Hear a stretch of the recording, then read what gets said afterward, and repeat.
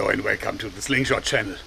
I just watched the latest The Walking Dead preview, and to my great surprise, in the 9th season, actually slingshots are making a debut as zombie killers. That's right, I mean, we've seen slingshots in like Z Nation, but that's more like a comedy format. Now that Rick Grimes is out of the plot, we see some new heroes approaching, like for example this group of young kids that are actually fighting zombies effectively. And here you can see a very short scene. It's actually less than a second long in the original. You can see the head of a zombie and then a hole forms in it. The zombie goes down and then you see this really aggressively looking young kid with a slingshot in its hand that he obviously just killed the zombie. Well, let's take a look at the slingshot. You can see that that slingshot actually is a fist grip slingshot, just like the Rambone here.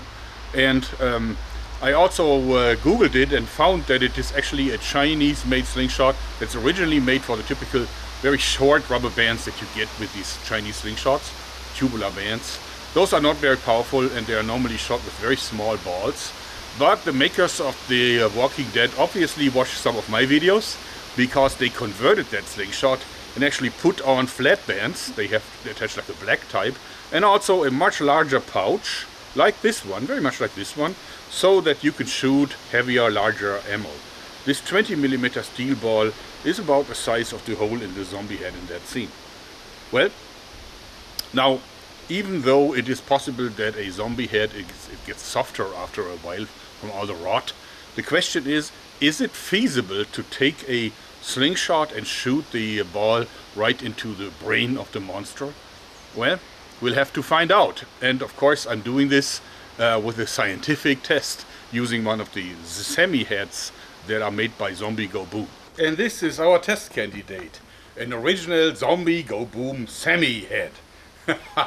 Let me show you its features. The semi head is actually a one-piece skeleton with a transparent artificial ballistic gelatin cover, which is really tough, and it has the advantage that it doesn't rot and it doesn't melt, or so they say, but I believe them. And it makes it possible to really follow what's happening when you hit Sammy in the head. I attached him actually not firmly, but I just clamped him in with a little bit of rubber, so that when you hit him, you see that there is still a little bit of play. Just like it would be the case when this would be on the shoulders of a zombie. You can get these heads at the Zombie Go Boom website. Actually, I think they cost around $200 and I think they're really worth it. They have been used by the Mythbusters before, just because there's nothing better on the market. And if you want to buy one of these things, you would help the guys tremendously. And they need it because YouTube has almost killed their channel. And first I will fill it with this 2001 Simon Sig Pinotage, South African wine, and as you see it is so old that even the cork broke off, and yeah, it is definitely gone. It's vinegar now. But good vinegar. Okay, now for filling Sammy, you turn it around and there is a hole in here, and actually they supply the cork. And now we'll give him some heady drink.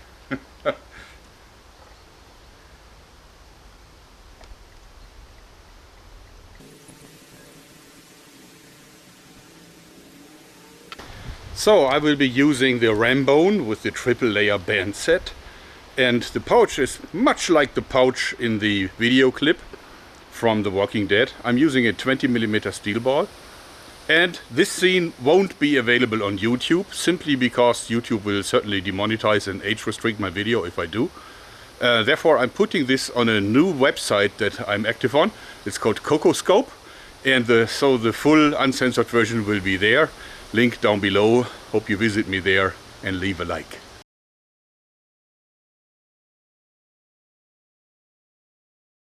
Alright, now if you've decided to not go onto Cocoscope and watch the test, then let me tell you that it was successful.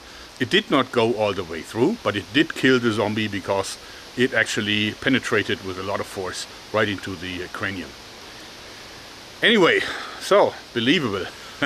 And of course the slingshot in the in the video actually was one using a wrist brace, but a good slingshot like the Rambone doesn't need a wrist brace because the fork is flat enough for that, and therefore even if you pull out very hard like so, you know, the thing is that the wrist is not the weak factor.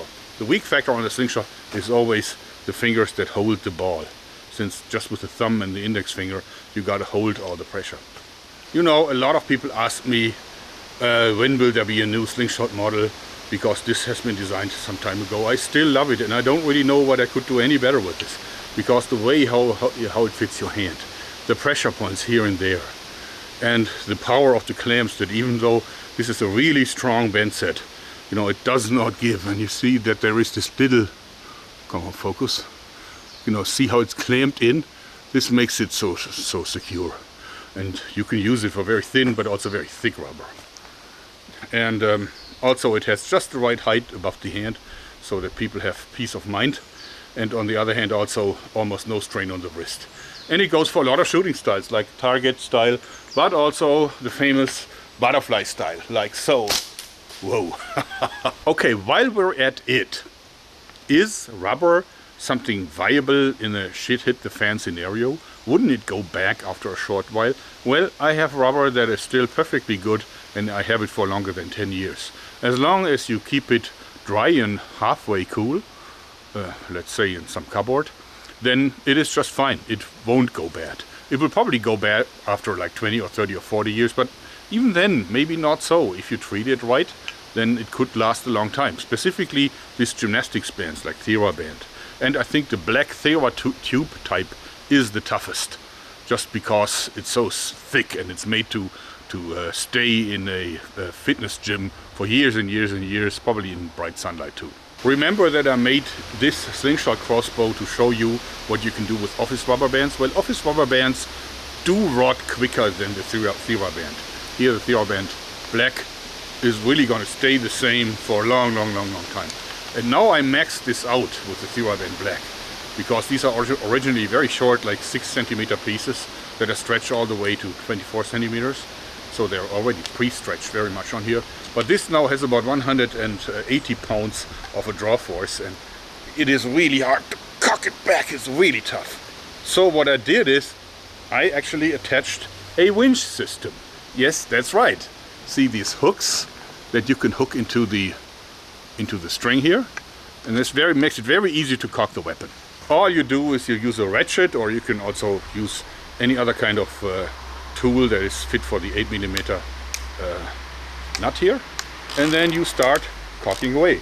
And as you see, this little wheel here, ratchet wheel, makes sure that the tension is there. And you can also lift it up and do this silently if you don't want the noise. But this is actually very easy now, and I think it could even handle heavier bands. Now it's approaching the end, and you can see that the trigger is engaging and released now, like so. And then simply by pushing on this lever, I can remove them, so I don't have to put my fingers in the line of fire, just like so. And now I can muzzle load the arrow, and then I'm in business. So I take the arrow, let it glide in, press here, so that now it's clamped in and can't fall out, and the whole thing is ready to be fired. Like so. And it has plenty of power. Now with the really big draw force. It's not as powerful as like a full commercial crossbow, but for a rubber powered crossbow it really has some speed. Take careful aim and fire. Easy.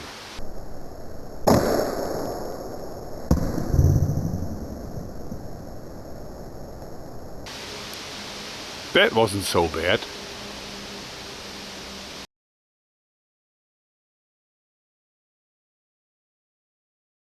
So this one's actually a cool weapon, but probably not cool enough to really dispatch zombies.